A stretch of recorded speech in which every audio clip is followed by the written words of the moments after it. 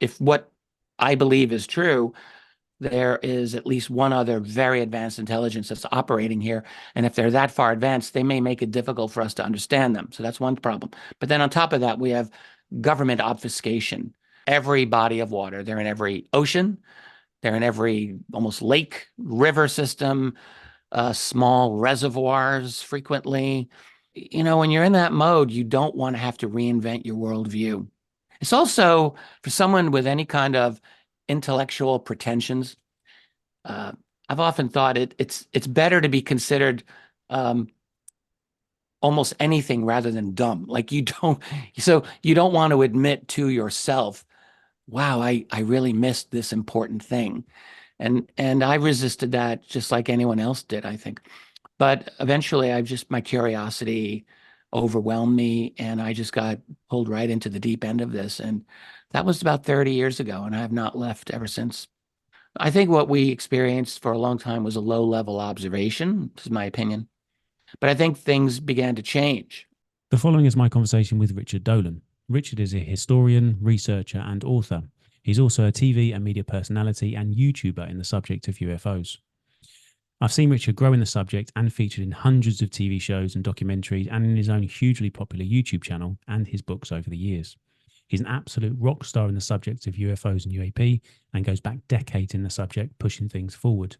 You'll see him on the History Channel and giving testimony at the Citizens Disclosure hearing on UFOs. Despite his popularity and stature, he had zero ego and was generous and kind with me and his time and his thoughts whilst recording this podcast. He's absolute royalty in the subject and a cool, calm, pragmatic communicator in the UFO subject. So, the following is my conversation with Richard Dolan.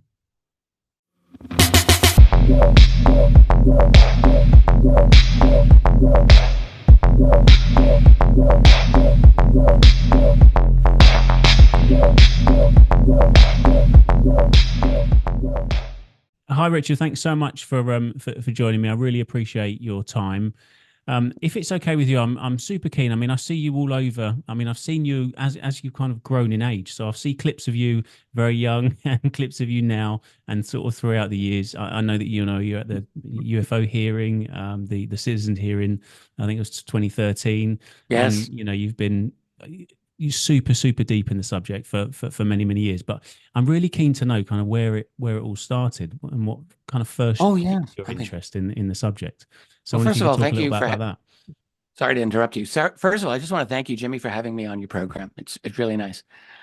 And when Thank you're you. talking about younger me, older me, I'm reminded 20 years ago, I was at some kind of event with the remote viewer, Joe McMoneagle, who just offhandedly said to me, time is an illusion.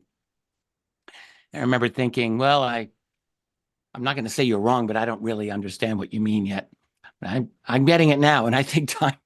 It's a weird thing when you see the trajectory of your life. Time, it's a weird thing, I see younger me on some of those older clips, and it's just fascinating. But anyway, how did I get started? I had a goal most of my younger life to teach history at some university. That was really what I wanted to do. Um, and for a while, I focused on philosophy and then European philosophy, European intellectual history, and then German history.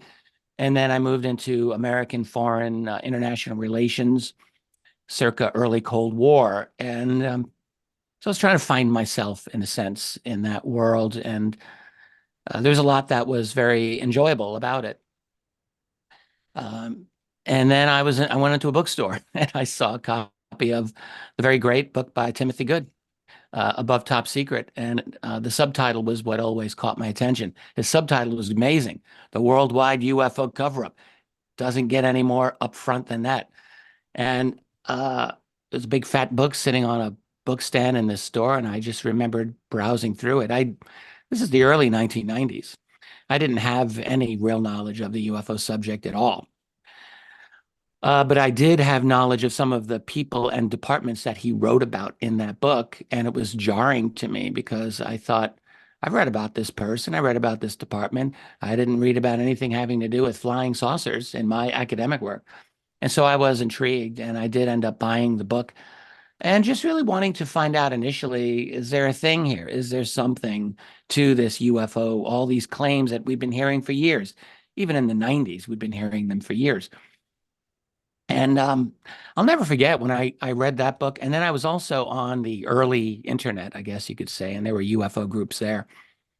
And it was kind of a shocking thing for me. And for the first few months, it was very unwelcome. I actually uh, I didn't like having to consider this UFO reality because I was in my early 30s at the time. I was trying to get my career going, and when you're in that mode, you don't want to have to reinvent your worldview. It's also for someone with any kind of intellectual pretensions. Uh, I've often thought it's better to be considered um, almost anything rather than dumb. Like so you don't want to admit to yourself, "Wow, I really missed this important thing," and I resisted that just like anyone else did, I think. But eventually, my curiosity overwhelmed me, and I just got pulled right into the deep end of this. And that was about 30 years ago, and I have not left ever since. Yeah. Fantastic. So, do you feel? I mean, I certainly feel as if things have changed quite dramatically, and kind of new generation coming in, and the way this Mhm. subject has been discussed online and in the media. And I wonder if you have a sort of a sense as to why that is, because I know that if you're interested in the subject, then you've always been interested, and you're always kind of in that world, and your algorithm, so to speak, is always going to push things to you. But if you're fairly new, which is what it seems like, there's a lot of fairly new people that have come into this Yeah. subject. What do you think's pushed that forward, and why do you think that Mhm. things have changed? This is something I've actually wondered about. Even 25 years ago, I'm not really a true futurist, but I'm very interested in looking at futuristic developments, like many of us now, I think. But I often speculated that even in the early part of this century, that there were certain inevitable developments about the nature of our social and technological development that were just going to make a disclosure moment more and more difficult to avoid. When you think of the digital sharing of information, I mean, we take this for granted now, but keeping in mind, prior to this century, that was not the norm. It was not the norm to just instantly share information anywhere in the world. We've had that reality for a little over a quarter of a century, but it wasn't always like that. And so in the early period of that, I thought, okay, this is going to create a kind of tipping point at some point where there'll be a leak or there'll be the spreading of information, something will go viral, and it will increasingly be difficult to contain. And I do think that is actually what's been happening in our society. You look at all of the developments through the early part of this century. Stephen Greer did his big press conference in 2001. There were other conferences in the United States and in the UK that dealt with disclosure. There were quite a few of those.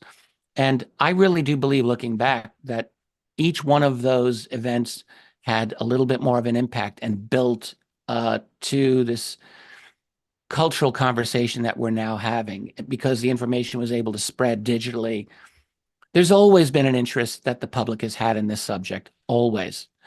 Um, we're not quite aware of it because during the 60s and 70s and 80s and all of those early years, it was absolutely repressed by the official establishment, which was very much working with the intelligence community on these things.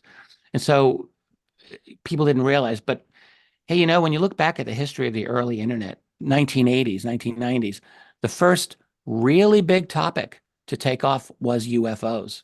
It's a little known fun fact. Late 1980s, UFOs really helped break open the internet. So there was always this interest that people have instinctively had. And I think with the digitization of information everywhere, it has created a kind of tipping point. Now, whether we're going to be able to go full on into a genuine, transparent, honest disclosure, if we can use that word, that's a whole other issue because the fight is not over. There's still very, very powerful entrenched interests that seek to maintain their control over this information.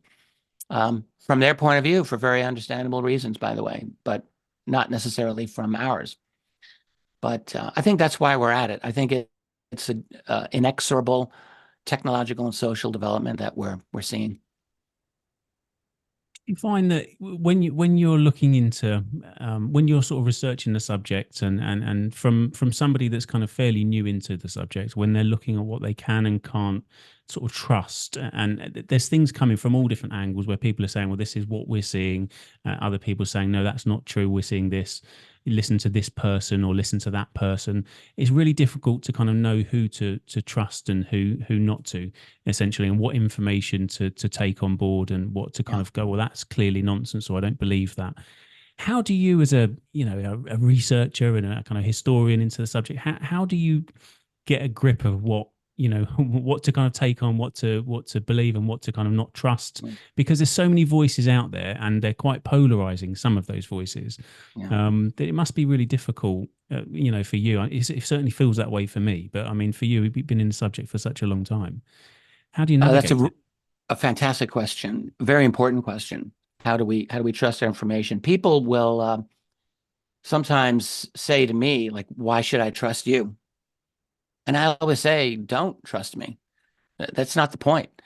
What I The information that I generally try to put out there, whether it's in my books or on a YouTube or in an interview like this, I'm always trying to relay information that anyone else can factually be able to research.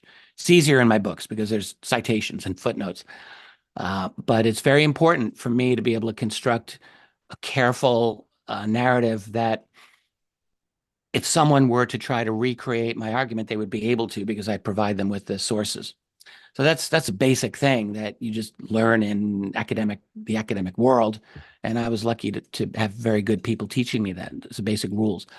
But in terms of who to trust, you have to there's a certain philosophical approach to this. And the number one thing is don't become a zealot. When you start to be of the opinion that you have got this information, you're now in the danger zone. You always have to remember this is a difficult subject. Um, it's not just inherently difficult. I mean, if what I believe is true, there is at least one other very advanced intelligence that's operating here. And if they're that far advanced, they may make it difficult for us to understand them. So that's one problem. But then on top of that, we have government obfuscation, international government obfuscation and lies. So it's difficult for us to know what is true. And therefore, we have to be careful in formulating our conclusions. We follow a true scientific attitude, which is that our conclusions are provisional. That's what you do in science. Your conclusions are provisional until you arrive at something better, which means don't become a fanatic. So that's one thing. And then, for just people who are interested in this subject, we all have different learning styles. We all have different ways of delving into information. So if you're a reader, like if you love to read, like I do, and maybe a lot of listeners here do, then that's one thing. If you're good at listening and you don't want to read, um, I think it's harder actually, because it's harder to fact check. But in general, I do think the people that you should trust, I would like to think, are the people who are giving you their sources as best they can and allowing you, the reader or the listener, to make your own judgment. Ultimately, what you have to trust is your judgment. That's what it really comes down to. And that's sometimes difficult, but if you have, I think, the right attitude, and if you're careful, and if you have patience, then I think you can earn the right to trust your judgment and work your way through a very difficult subject. Yeah. One very experienced, brilliant man said to me, "Yep, it's a hall of mirrors." And in some ways, that's really true. It's difficult to know what's going on. Even when you study UFO reports, I've studied thousands of them, thousands. And I'm always trying to ask myself when I read any particular report, what's actually going on here? What's the motivation of these other beings? What are they doing? It's not always evident. They don't make it easy every time. So there's a great book by the title Comfortable with Uncertainty. It's about Zen philosophy. I think that's a really good attitude to take with a lot of the UAP, UFO subject. You've got to be comfortable with some level of uncertainty. You've been working on a book for quite some time regarding what we would call USOs, I guess, and things from the water Oh, and the yeah, ocean, the relation to water and ocean. Are you doing able that to now. just sort of touch on any insights that you've got from that? Because I know a lot of people that is very kind of sort of nostalgic of UFOs. It's flying, it's in the sky, and this kind of and I know it's not new, but certainly for in terms of popularity online, Mhm. the link to water seems to be relatively new. So, do you have any kind of insights into what you found through your research, and Yeah, yeah. what are your thoughts on that? It's fascinating research. I've been doing it for a little less than 2 years now. And, I'm still writing this book. It's already the longest book I've ever written. I'm still working on it. And it's fascinating. It's mind blowing, to be honest with you. Um, so, first of all, there has been some work over prior decades on UFOs and water-based phenomena. It had this. I'm not the first person to do this.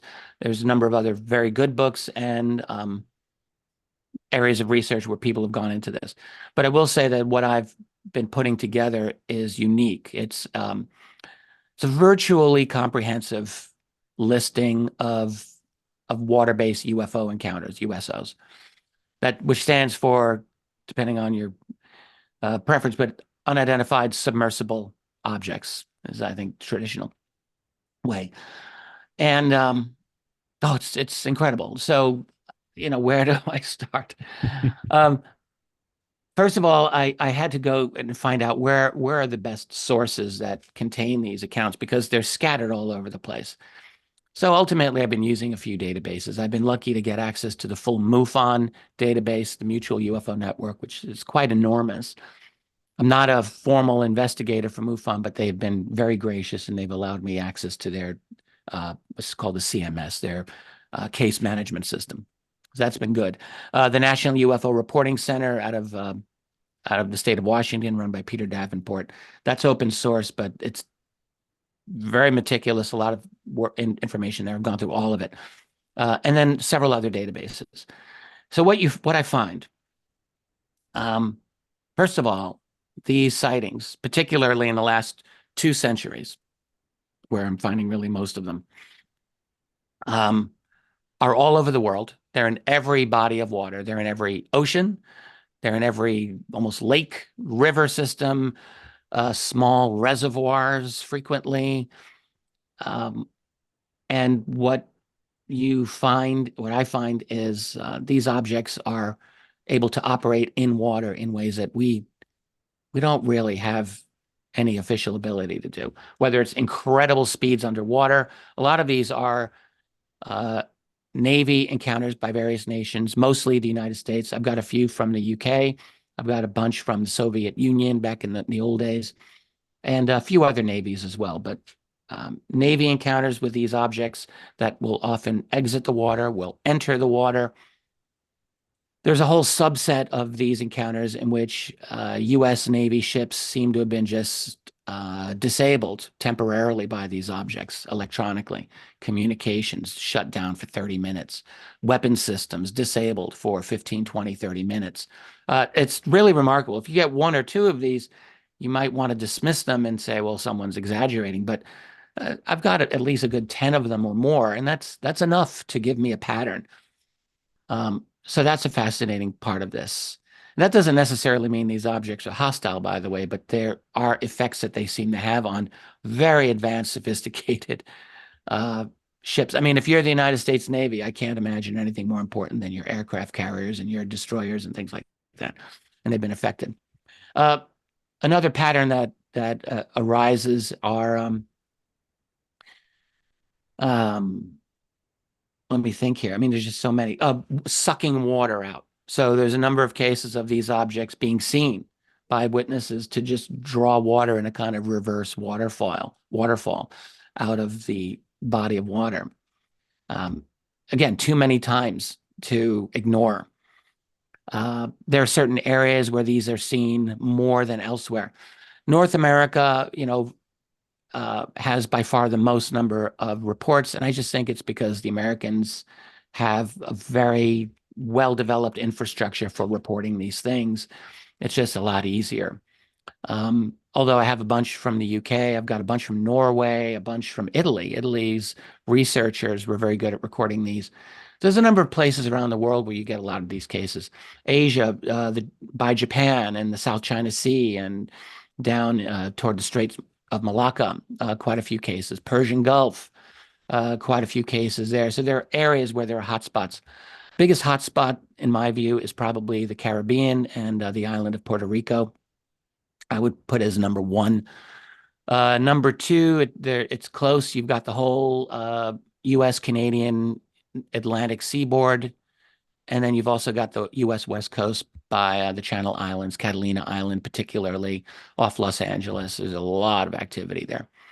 But I think that there are hotspots that are not really fully understood because, again, the reporting infrastructure isn't quite there. I suspect that down along the coast of South America, there's quite a few good cases down like by Buenos Aires, and also cities north and south of that along the Atlantic coast of Argentina. And I think there would be more if we were to get more of them to reach English language audiences. I mean, I'm limited in what I have access to, but I strongly suspect that this is full-on global.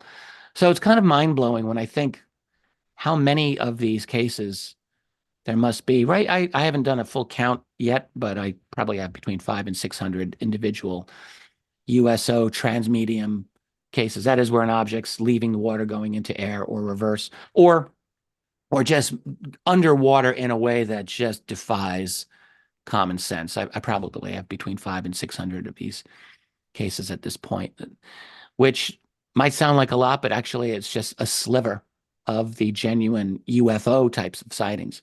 Probably a small, much less than 1% are of these types. But my God, they're just fascinating. And they just make me think, you have an underwater base? You go through enough of these reports, and I think many people would be inclined to think, yeah, there's probably some bases down there. And that leads to the question, what are they doing? Why are they down there? And it's just endless. It's fascinating. I hope to have this published sometime in the spring. I gave myself a drop dead deadline of May 1st. Will I meet that? Maybe. We'll see. It's getting close, though. Have you got a title yet? Have you decided upon a title? No, I have not. I have not titled it. I don't want, I haven't written the introduction. I haven't written the conclusion. Those all come last when I do books. And the title also, usually when I look back on them, it's usually one of the last things that I come up with. So I just want to write the book first. I have a general idea of what I'm trying to do. And I'll write the intro and break down the chapters, do a lot of appendices, and I'll come up with a title. But it'll be simple. It'll be straightforward. I don't want to make it too complicated. Some kind of history of, call it USOs, a history of water-based UFO phenomena, something like that. We'll see. Or something totally different. I don't know yet. Richard, could I ask a question? And it's a question I like to ask my guests, and it's a question if I ask myself, I don't know if I'll be able to answer it really, but do you get a sense, or I'm going to ask it anyway, just because it's speculative and I love it. Do you get a sense from all of your research and from your time in the subject of what this represents, what we are seeing? Have you kind of managed to narrow down your kind of opinion into one direction? Yeah, I don't want to say that I'm dogmatic about this, but I've formed opinions. I think that because I've looked at the long history of sightings and encounters, and going back to ancient times. There's some good sources on that, and I've read, I think, them all. I think that while it's fair to say that there's been a longstanding phenomena that we've experienced that goes back many centuries or maybe thousands of years, I would not say that it was of a high level. And really, it doesn't make sense that it would be. I mean, what could we humans really do with them? And what could they do with us in our earlier period? Not a whole lot, it seems to me. I think what we experienced for a long time was a low-level observation, this is my opinion. But I think things began to change once we as a civilization began to develop greater capabilities and really started mastering science. And that is why I think that there's a great, great explosion of UFO reports starting in the 19th century, the early 19th century, in fact, not to the level that we have today, but I think something got woken up. And I suspect that we have been monitored and with some kind of idea that when humanity reaches a certain level, now we're going to pay closer attention to them. Because then you have the next great explosion of sightings happening around the Second World War. And if you look at sightings around the world today, I mean, I try to estimate. It's difficult because, again, reporting mechanisms around the world are so bare bones. And but I've estimated what we're talking at minimum 50,000 good UFO sightings around the world every year. I think is actually conservative. It's my opinion. And so with that amount of traffic, I'm thinking, why are they here? What are they doing? And I think a couple of reasons. One reason is us, our development. We're not on a linear path. We're on this kind of exponential path. We're shooting up like a rocket. I mean, just 150 years ago, our society was pre-electric. Horses pulling wooden carts was all of human society. And we go from that in just a few generations to this incredible technological reality that we have, moving into strong age AI, moving into transhumanism, into 24/7 digital surveillance of the entire global population as well. Like all of these crazy things are happening. Quantum computing, we can go on. And so I think we're we're leaping into the world of these other beings, and I think they recognize that. So they're here for that. And I think we're bringing in a lot of the local neighborhood, if we can say that, that may have an opinion about this and they may be interested. And I think the other reason that they're here, and maybe if they've been here a long time, is Earth itself. We might recognize that there's a lot of life in this universe. There probably is. I'm sure there is. But are there really many planets like ours? I mean, we have a very special place here where we don't just have life. We have an incredible amount of life. We have an incredible amount of DNA diversity. We have life in the water. We have life on land. We have life in the air. We have in forests and jungles and in deserts and you name it. It's really an incredible place. We have land above the water. We have land below the water. I don't know if all planets have that. And we have a lot of unique things. We have all kinds of heavy minerals. And so I think Earth is, for any species that can visit this world, yes, they would want to visit Earth. Absolutely. So I think we're of great interest. But ultimately, I would say it's humanity. We, the apex predators of planet Earth, we're inquisitive. We're a little pushy. We like to get our own way. And we are engaged in constant warfare. We don't stop. We are engaged in constant warfare. And so I would think that's going to get someone's attention. Yeah. What do you think's to come in 2024 then? Do you think I know that we've got the NDAA and the UAP Disclosure Act will sort of come into force, and there's sort of whispers of new whistleblowers coming forward and, potential information coming out. What do you think we're likely to see over the next year, do you think? I think we will see more whistleblowers come out. And, the word is, and I think I believe this, the word is that they're at the level, at least the level of David Grush was last summer. David Grush, of course, Air Force in intelligence, and had a lot of devastating things to say about the UFO UAP reality to U.S. Congress. And I think there are supposed to be more people at that level. And I suspect that's true.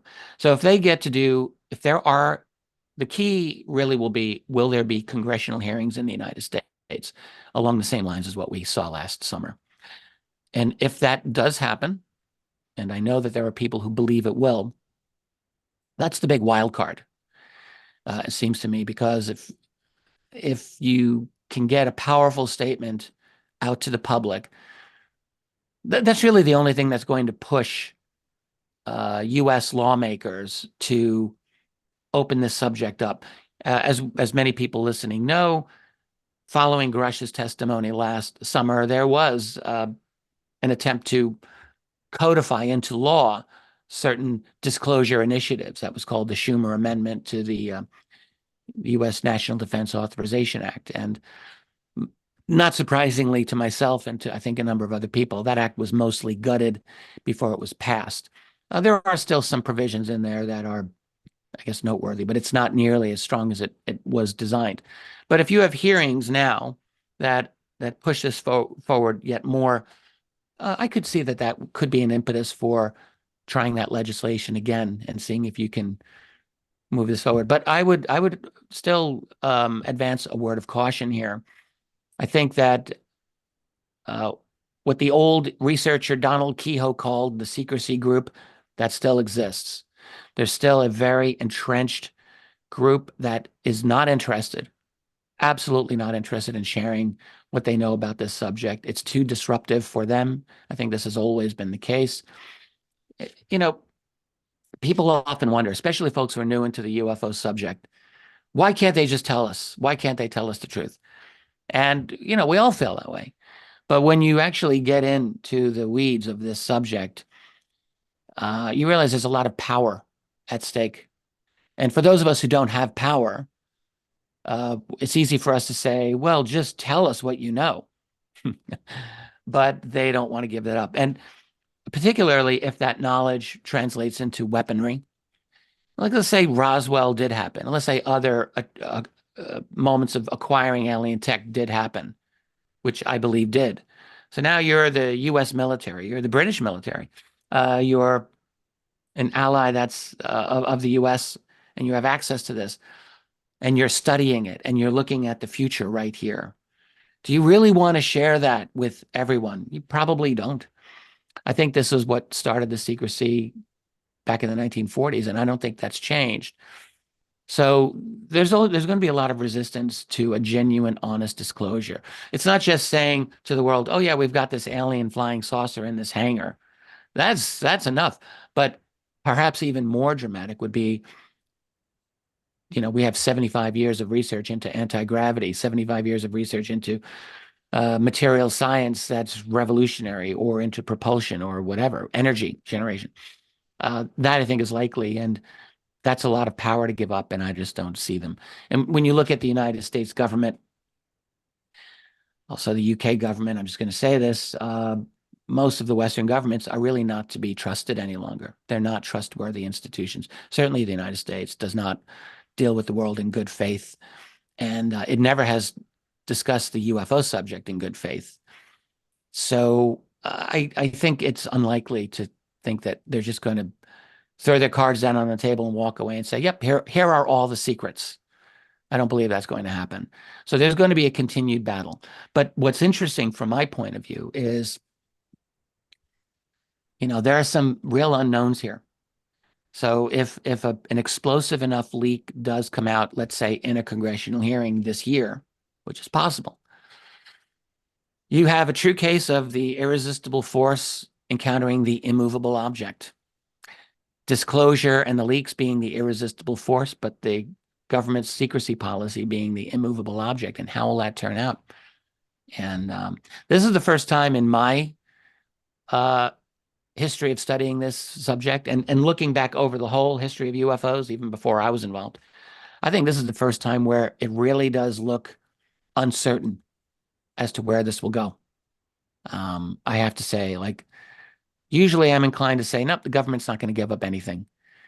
But I think that there's a chance that things can break through and cause a really uncomfortable moment within the world of UFO secrecy. And I still think that 2024 will not see the breakthrough that people want. If I had to really put money down on one option, I would say it's probably not going to happen. But I can't say that I know for sure. Do you think that we're likely to have I mean, if you look at the Soul Foundation, if you look at Galileo Project, these kind of non-government organizations where we kind of almost say, well, we're not going to rely on you to provide the data or collect the data and release it. We're going to do it ourselves. Do you think that there's a chance that we might be able to kind of create, find, locate, present this kind of unequivocal evidence that that would be something like disclosure ourselves, or do you think we kind of need that buy-in from the government? Oh, that's a great question. I think it is necessary to have non-governmental organizations doing this work. The problem is always going to be, if you look at a history of NGOs in general, non-governmental organizations, at least within the United States, you find that U.S. intelligence has dominated covertly any one of them that they want to. It's what they do. NGOs are how the U.S. creates revolution and, firestorms around the world and destabilizes governments. You put your intelligence operatives in an NGO, it seems like it's a legitimate private enterprise, and what you have instead is basically the CIA. And we have to watch out for that with any of these initiatives. Even with the Sol initiative, I know most of the folks there are really good people, but there's a lot of folks with security clearances in that organization too. And I'm not accusing anyone of covertly working for the other side here, but you always have to be aware that that's a real possibility, and that, in fact, there were a number of statements out of the Sol Foundation. I'm not going to name names here, but there's a lot of statements that are very, very U.S. government establishment oriented, very, very establishment oriented in a lot of ways. So I don't know if they're a magic bullet, but you need independent voices for sure.